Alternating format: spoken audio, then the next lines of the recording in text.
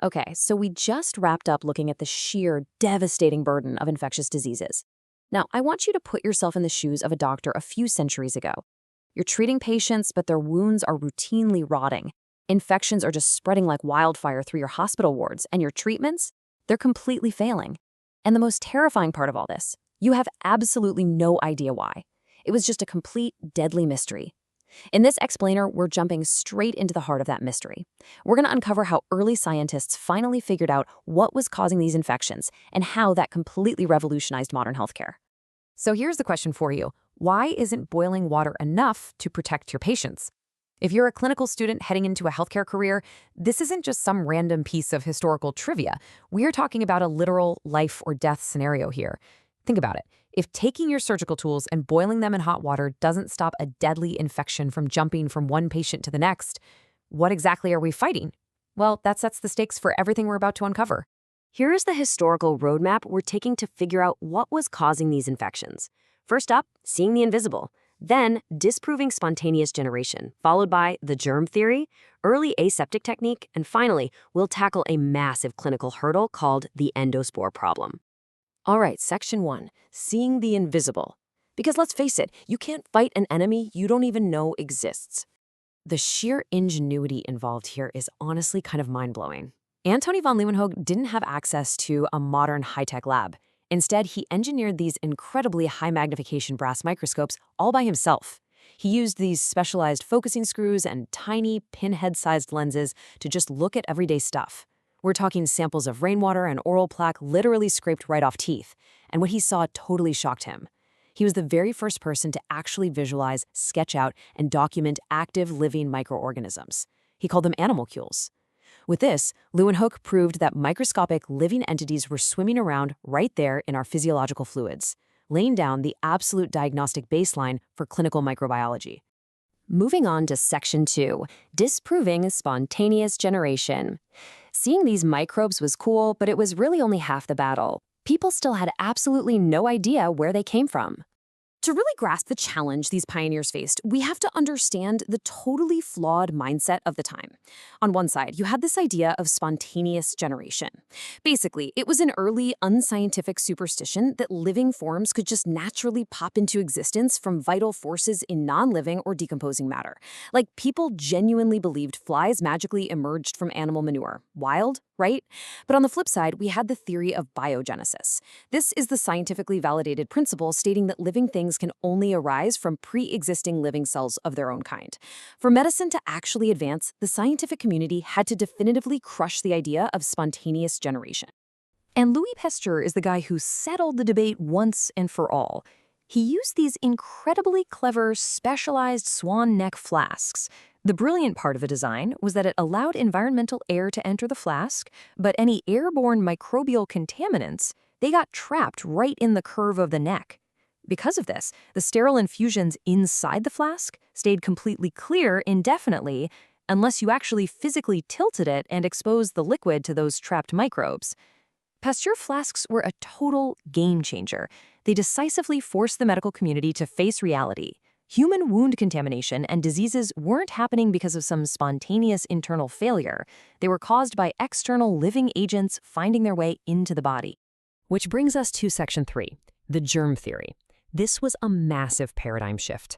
So replacing the ancient medical superstitions that blamed epidemics on bad morals, poverty, or miasma that corrupted air, we finally get the germ theory of disease.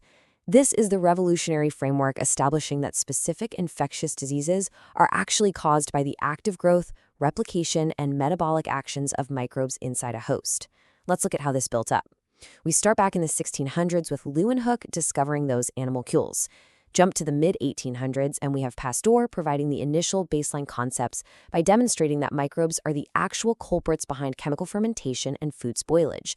Then, in the late 1800s, Robert Koch steps onto the scene to provide the absolute definitive experimental evidence that links specific bacteria to specific diseases. So, how exactly did Koch prove it?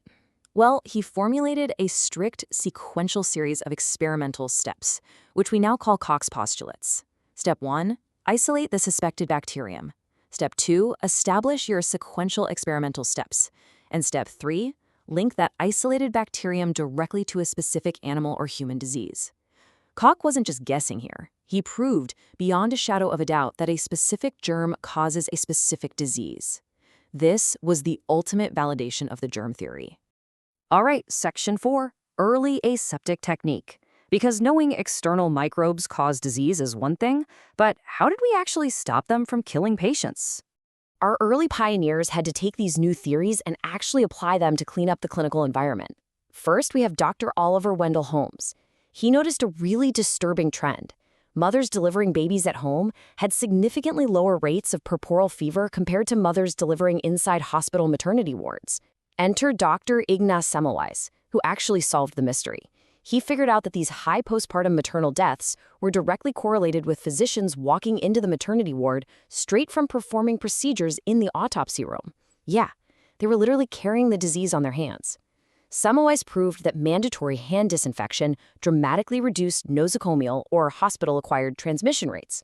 And then, Joseph Lister took the whole thing even further and completely revolutionized operating rooms. He introduced comprehensive aseptic surgical techniques by applying volatile chemical disinfectants like phenol and carbolic acid directly onto surgical hands, instruments, and patient dressings, while also using heat to physically sterilize his tools.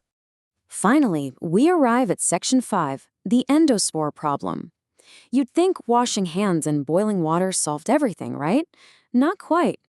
Let's escalate the stakes a bit. Think of this as the boss battle of clinical hygiene, discovered by physicist John Tyndall and botanist Ferdinand Koch. Koch characterized an absolutely incredible survival mechanism, bacterial endospores. To wrap our heads around this, let's use a wilderness survival analogy. Imagine a standard active bacterial cell, a vegetative cell, as an active camper resting inside a regular canvas tent. They're fully functional, sure, but completely vulnerable to environmental hazards like a forest fire or a massive storm. In a clinic, that forest fire is boiling water, and the storm is chemical alcohol. The vegetative cell dies. But an endospore? Picture that exact same camper retreating into a heavily armored, underground military fallout bunker. No matter how intensely that clinical boiling fire burns on the surface, the camper inside the endospore remains perfectly insulated, dormant, and protected. Once the hazard is finally gone, they just safely walk back outside and start multiplying again. These dormant structures are incredibly heat-resistant and can easily withstand prolonged boiling. Because of this, endospores totally shattered the existing rules. They forced healthcare providers to completely alter their understanding of what cleanliness actually meant. It just wasn't enough to kill the active cells in their canvas tents anymore. True clinical sterility now demands the absolute destruction or elimination of all living life forms. And yes, that explicitly includes those armored, heat-resistant endospores, as well as acellular viruses and prions. Hospital sterilization protocols had to be completely rewritten from the ground up to break those bunkers open. So, that brings us to the end of our historical journey. But really, it's just the beginning of your clinical one.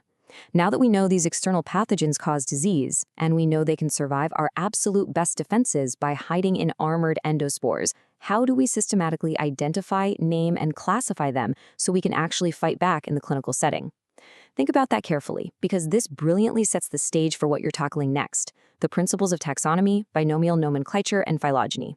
You know the enemy exists. Now it's time to learn exactly how to categorize them.